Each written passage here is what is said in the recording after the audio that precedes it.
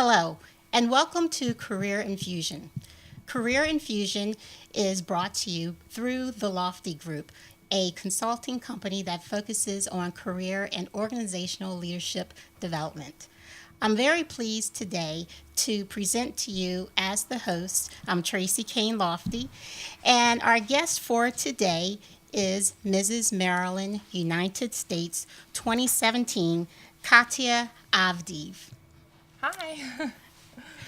Katya is a wife, mother, fashion designer, and owner of her own custom clothing brand, Katya Adiv Couture. She is the owner, executive producer, also of her own TV show, Design Your Life with Katya Adiv. And she is also, as I mentioned earlier, the reigning Mrs. Maryland, United States 2017.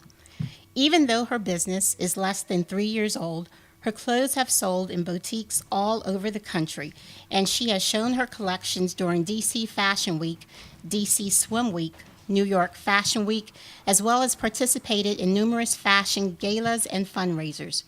Her dresses have been published in U.S. and international magazines such as Fashion Most, Sheba, Creative Knitting, Belle New York, Emerge, and more. Her costumes have won numerous awards at national and international competitions, including Best Costume Award at Mrs. DC America 2016, Most Whimsical Costume at Mrs. America 2016, Best Costume at Mrs. Maryland United States, and her costume even represented Teen USA at United Nations Pageant and also took first place. Her dresses have been seen at Miss Virginia, Mrs. America, Mrs. United States, Miss United States, Miss Earth, Mrs. Universal, Miss United Nations, as well as lots of state beauty pageants. Besides having her own show about fashion design, she also has appeared on a TV show, Say Yes to the Prom on TLC, NBC News, Good Morning Washington on WUSA, Society Moms, talk show, as well as had her clothes on Real Housewives of Potomac on Bravo TV. Katya, welcome. Hi. Thank you for having me. Thank you for being here today. And I would imagine that by the time this show is over, we'll probably seem like best friends. Many people know that I was Mrs. District of Columbia, United States 2016. And so I really welcome you to the show representing the Mrs. United States pageant.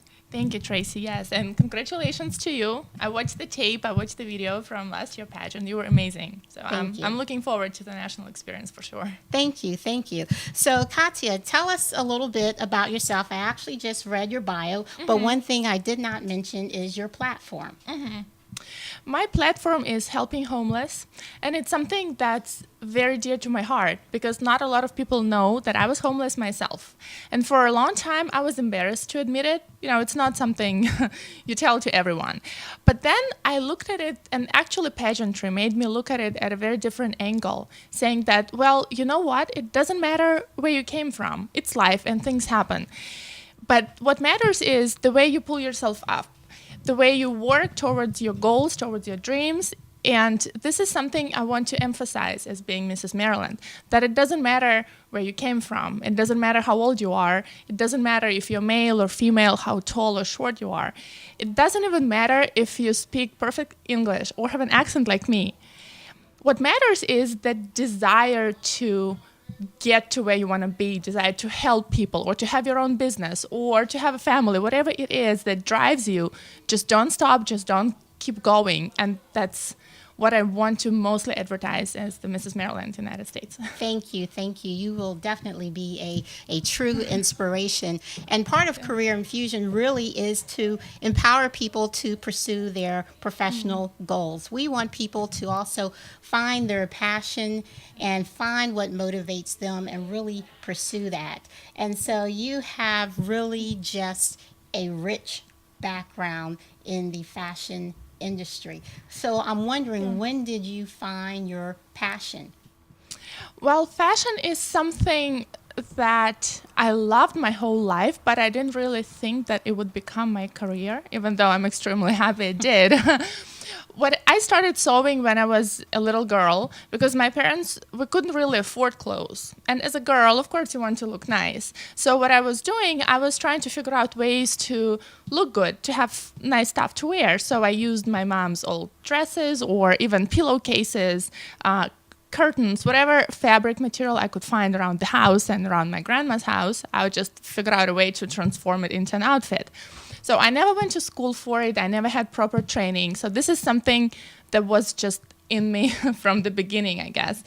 And I have a business degree in accounting and marketing, which I thought would be sort of my backup plan in life. So I was thinking, if fashion doesn't work out, which fashion is something you either love it or you hate it, someone in design sense, I wasn't sure if my fashion sense would be liked by public. So I got a business degree, but while I was studying it, I kept sewing. I kept doing stuff that keeps me going, that puts my heart on fire. So gradually, I didn't plan it this way, but I wore a few of my outfits to an event, and then people saw it and they reached out just saying, hey, can you make it for us? I'm like, sure. And then it gradually built up, and I started getting more clients, and it turned into a career. Well, your gowns are absolutely beautiful, and Thank you. her gowns have appeared just about everywhere. So where do you get your inspiration for the designs? I get this question a lot.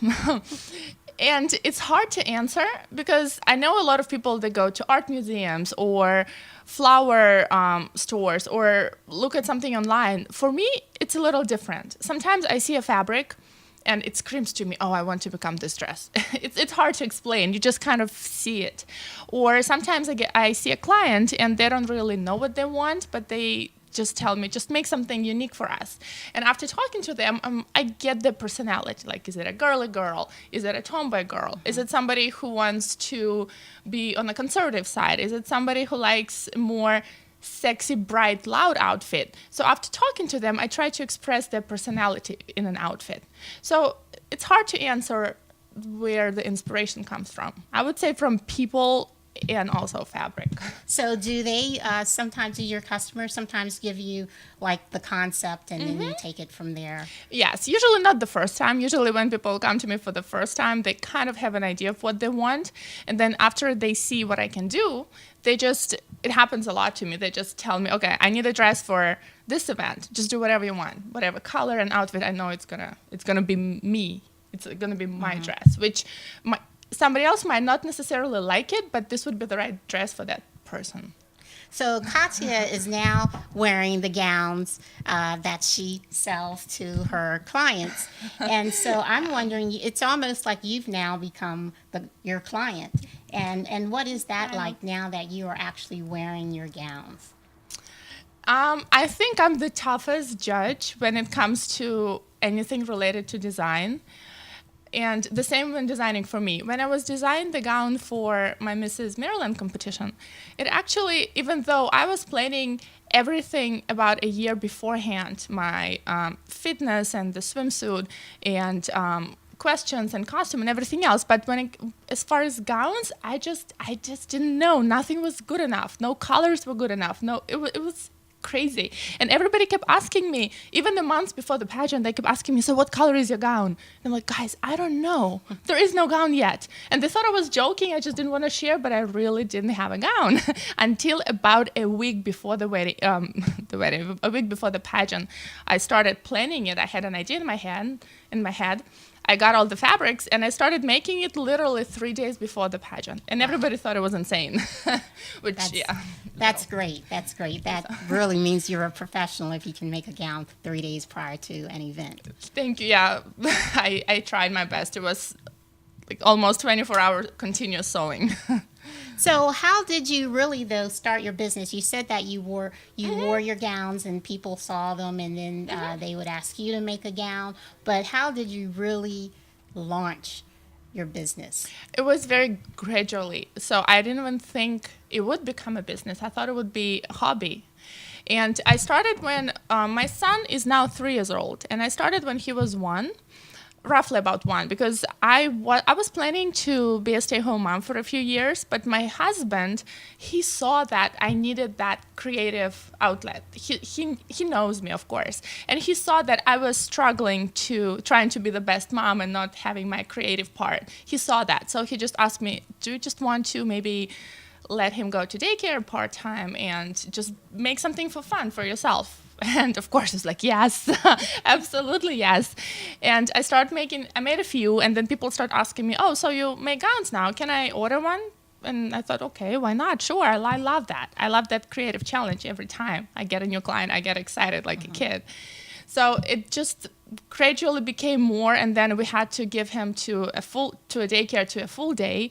Then we had to get some help from nanny as well, and then I just keep getting more and more clients. Right now we are in the beginning of May, and I have a wait list until mid-October.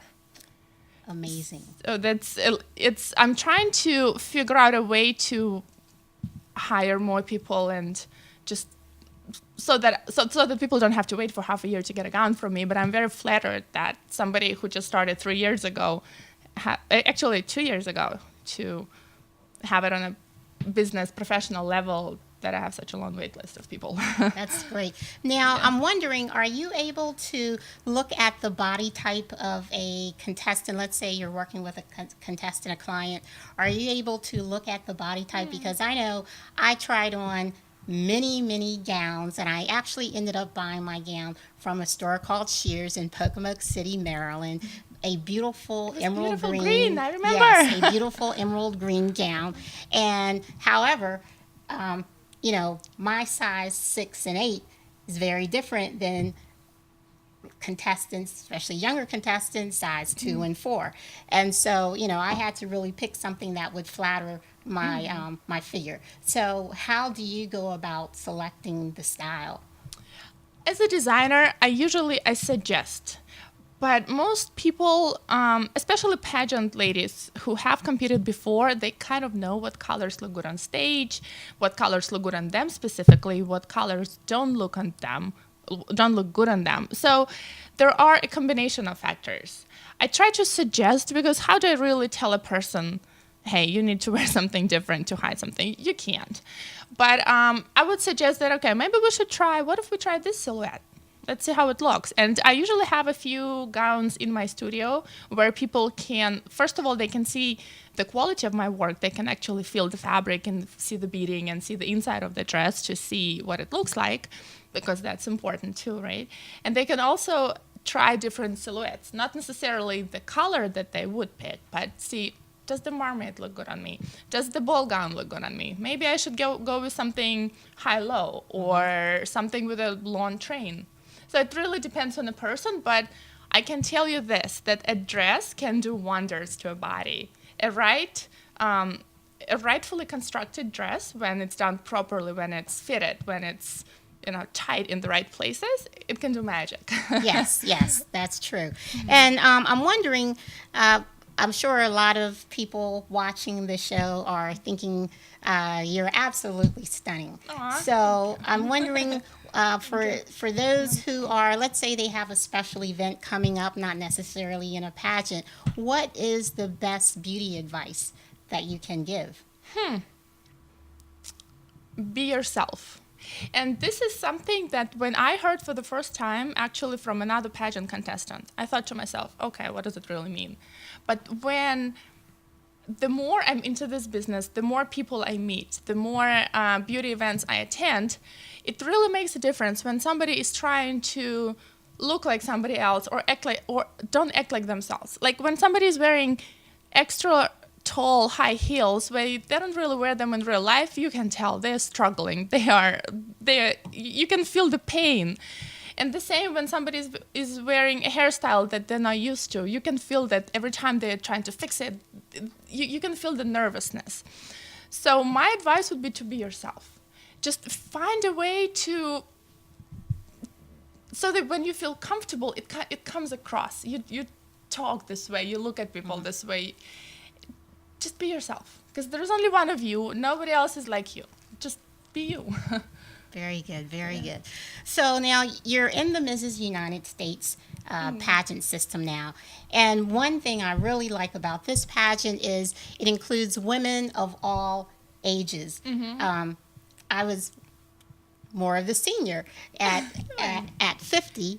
I will be 51 this year, but at 50 great. I was in the pageant last year. And so I'm wondering, what made you decide to go with the Mrs. United States pageant instead of another system? Well, the reason why I got involved in pageantry, actually, well, there were two. One, I wanted to expand my business a little because that's pageant gowns is a big part of what I do. And second, I was so inspired by some of the girls that I met through pageantry, their stories, their community involvement, that to me, they were this elite group that inspire people that they always look great. They always have the best outfits, the best hair and makeup. They're always happy. They're always smiling. They always do these great things. And I just wanted to be part of it. So when I first entered, I didn't really know. I kind of pretended like I knew, even though I was a newbie in that. But it was just so positive and exciting and inspiring. And in our crazy world where you hear all this horrible news every day, you want this positive, light in your daily life. So that was my reason for entering it. And I would encourage every single lady to try it. Because the only requirements are that you have to live or work or go to school in the state that you're competing, and you're a U.S. citizen. There is no age, and you have to be married, of course. But there is no age or weight or height or skin color or hair color or nationality or anything, or your profession. There are no rules. Just be you. Embrace you, your culture, your personality. Right, right. Well, and what I like too about the pageant business, there are quite a few systems have the Ms. pageant as well for the more mature woman, and so it's not just a Miss pageant or a junior Miss pageant. So there's many different tiers of these national pageants. And so I'm wondering too, with your current reign right now, what is your greatest challenge in to juggle all of this? You're a wife, you're a business owner, fashion designer. How do you juggle everything? It's a challenge. It's not easy. I'm not going to lie and say it's easy. It's not. But it's something that if you have it in your heart, you'll find a way to do it. Like I have a toddler, and my son and my husband, he likes home cooked food. So this is something I have to do almost daily. But we find ways to blend it all together. For example, today, they came with me today. And so we were sitting in the car, we were dancing in the car while we were driving, having a family Sunday fun. And then we go to the grocery store together. We make an event out of it. So we also sing songs, or we learn a new poem with the son or something. So it's there is always a way to make it work. You can always make it work. It doesn't matter how crazy our lives are and how many responsibilities and things we have during the day. If you want it, you can have it all. Just be creative. Like, for example, my son, he was learning colors in a fabric store.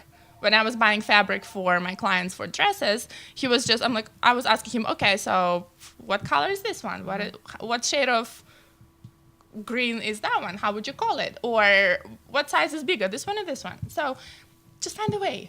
Right. There is always a way. Right. And remember that, listeners and viewers, if you want it bad enough, you will make it happen. And that goes really Absolutely. for anything within your endeavors, anything that you are pursuing. You really do have to make it a priority, and you have to have a passion for it. So one thing you mentioned earlier, and that is that you do have a degree in accounting. And so I really encourage everyone, to have a formal education if they are pursuing their own business. It's great to have that foundation because you have a great understanding. So by you having your business, you have the foundation. And so I'm wondering, what words of wisdom do you have for individuals who are planning to launch their own business? That's a good question, because as we all know, when you start your own business, it doesn't come with a manual. what was news to me when I opened my fashion design business, I didn't realize that the business side of it is at least 50%, maybe even more than the creative side. Because originally, I was thinking that, okay, I know how to sew, I know how to make patterns, I know how to make dresses for different sizes, different age groups, I know how to sew different kinds of fabrics, I know where to buy them, I can figure it out. Well, was I wrong? Let me say this. There is a lot of business strategy involved. There is a lot of marketing, a lot of advertising. There's just a lot of components that I didn't know of, and that's where, like you said, education is very important, because it teaches you a lot of things. It teaches you to see the whole picture, not just focus on one little part of the business, but it shows you the overall. It teaches you to speak your language. Well, for me, it was very relevant to better my English and to be able to speak in public.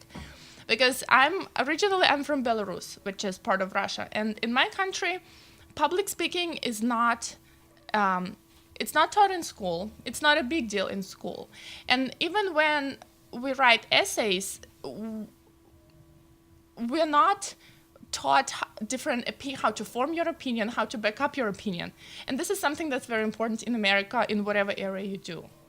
To talk, to be able to articulate what you're trying to say, so people will take you seriously. So I would absolutely encourage everyone to go to school. I know sometimes there is a financial issue or time issue. Everybody have different stories, but if you are able, I would absolutely encourage you to do so. Yes, and I would also like to add to that it's a great idea to take a course in communications if you can, and whether or not you're going to be a national speaker or not, just being out there as the face of your business, you want to have excellent communication skills.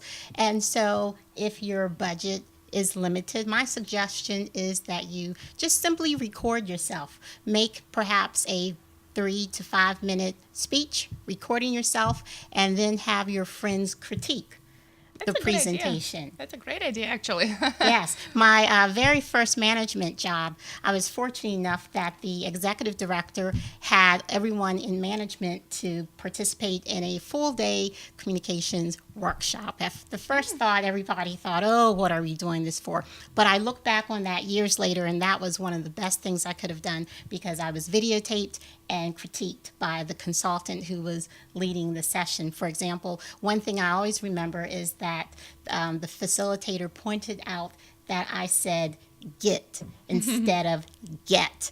And so that is, I believe, part of my Eastern Shore, Maryland slang of way of talking. Probably if you were to drop me off now back on the Eastern Shore, I'd go back to saying get. But so it's those types of things. You don't realize you're saying that on a daily basis. So it really takes someone else to critique your presentation. And we are going to take a short break here. And I want to again point out to you that today's presentation, which focuses on a glimpse into the pageant world, is brought to you through the Lofty Group. And for more information about the Lofty Group, you can go to theloftygroup.com. We'll take about a 2-minute break. Thank you.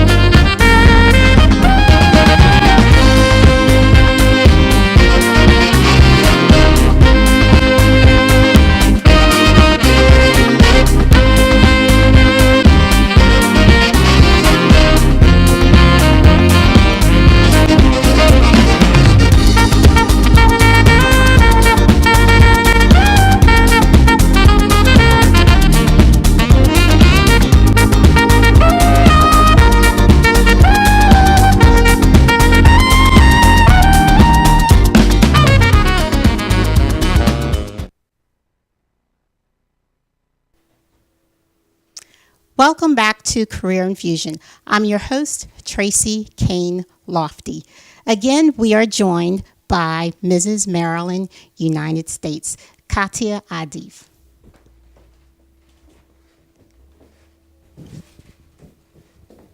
Katia is wearing a beautiful gold and black gown, which she actually designed. And her designs have appeared in numerous fashion magazines and in numerous fashion shows. And so we should all be inspired. She's able to juggle all of this. She represents the state of Maryland. She's a fashion designer. She is a mother, a wife, and just successful businesswoman. So again, welcome back. Thank you. So you really have just begun your reign. When did you actually become Mrs. Maryland, United States? It was February 28th, so it's been a few months. Okay. Yeah, and it's been amazing. It's once in a lifetime experience. And this is something I would encourage every lady, every married lady in the state of Maryland who's thinking about it. You should absolutely go for it. You will have memories that you will remember for life.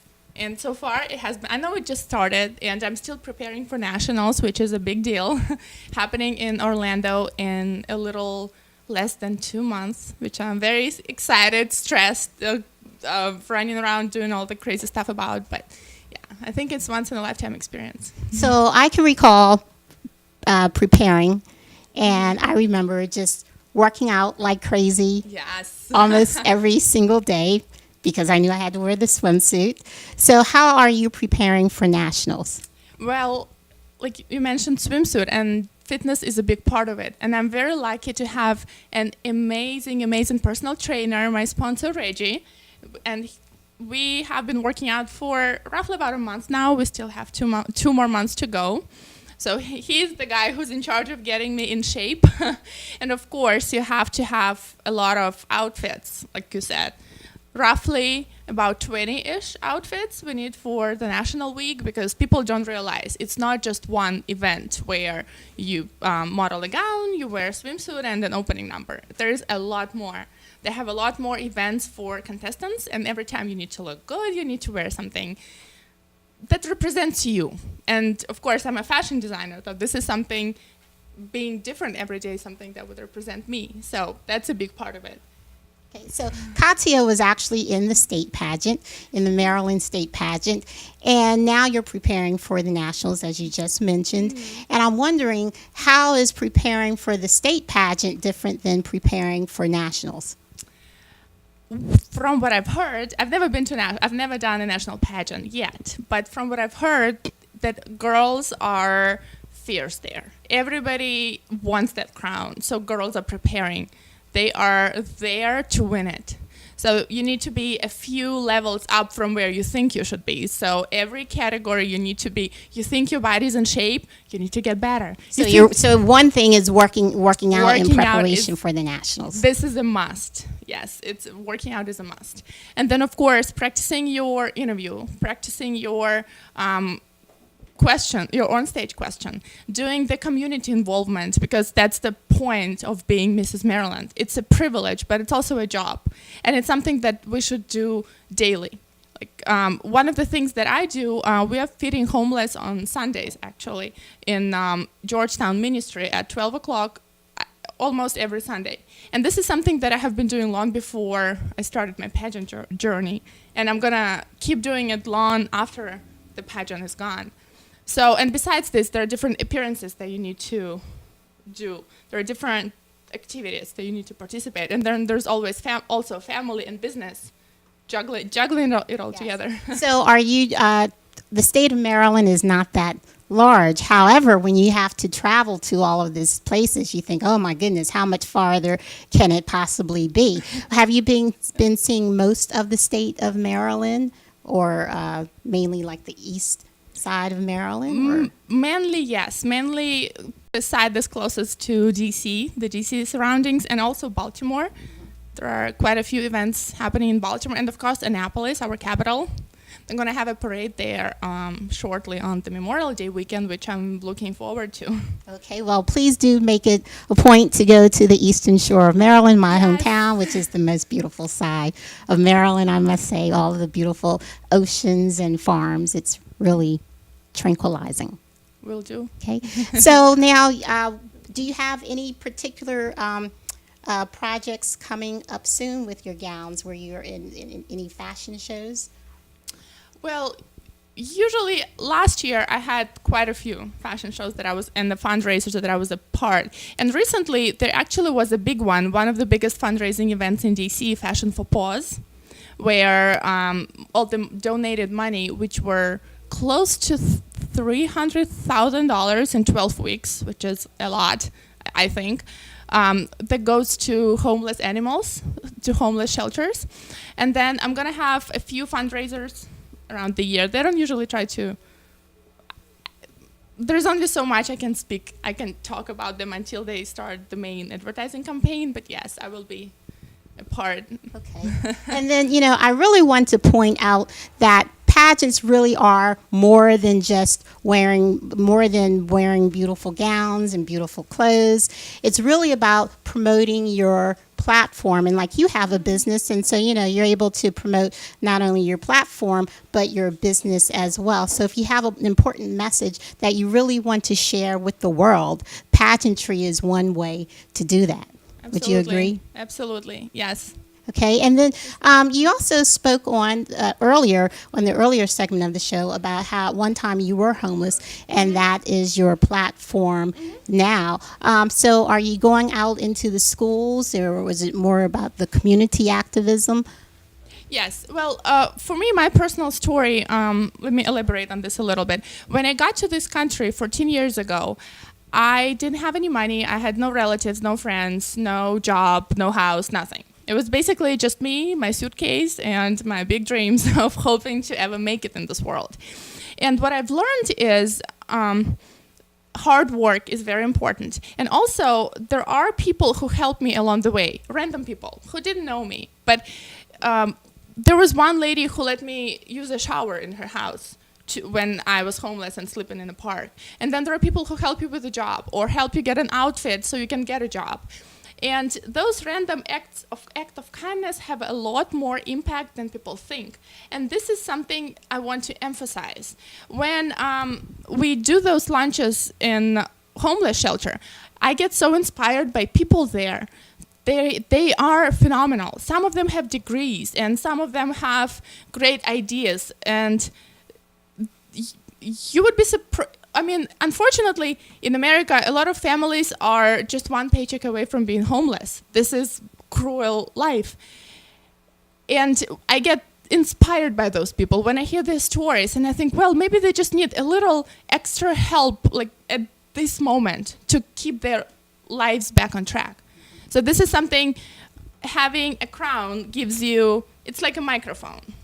People want to hear what you have to say, and this is a great way to advertise for a platform. And I have some people follow me on social media, and when I advertise the events that I do or the volunteer work that I do, they want to get involved.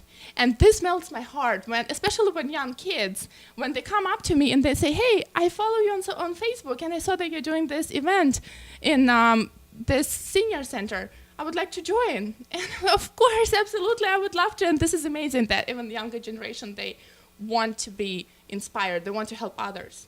They want to be in our community and help our community. Probably one of the greatest impacts of my life really was helping to feed the homeless when I was joining the sorority that I'm a member of, Delta Sigma Theta Sorority Incorporated. One of the things that we had to do was actually go to a homeless shelter and feed the homeless. And that really had a major impact on my life. And I just encourage everyone, give to your community, give back to the community. And so many of the people, all of us could be one paycheck away from being in the same situation. And for some, there may be the mental health issues affiliated with that, but in a lot of instances, no. It's just where sometimes they don't have any family around, and they've just had a series of negative issues to occur. And so please do give back to the community. Now, you mentioned that you're on social media. Yes. And so how could someone contact you or follow you if they wanted to? Well, just Google, find my name on Facebook. There aren't that many Katyas with the last name Avdeev, Avdeev. And it's the same for the website, the same for Instagram. And also I have pages for Mrs. Maryland, United States. So any of those, I usually post the same information everywhere because I know different people follow different media platforms and different accounts, so I just post the same things everywhere. And I'm usually very transparent about stuff that I do or events that I attend. I want people to know more, to get involved, to help. That's the point of being Mrs. Maryland. Yes. And this show, like many of the other shows of Career Infusion, will be posted to theloftygroup.com. So you can also, if you want to, you can contact me through theloftygroup.com. I can put you in touch with Katya as well. And so this is going to conclude this particular segment. Again, if you are interested in having myself or another representative affiliated with the Lofty Group to come to your organization and speak and provide career advice or even leadership organizational development strategies, please contact me. Again, just go to www.theloftygroup.com. This concludes this presentation. Thank you. Thank you. Thank you for having me.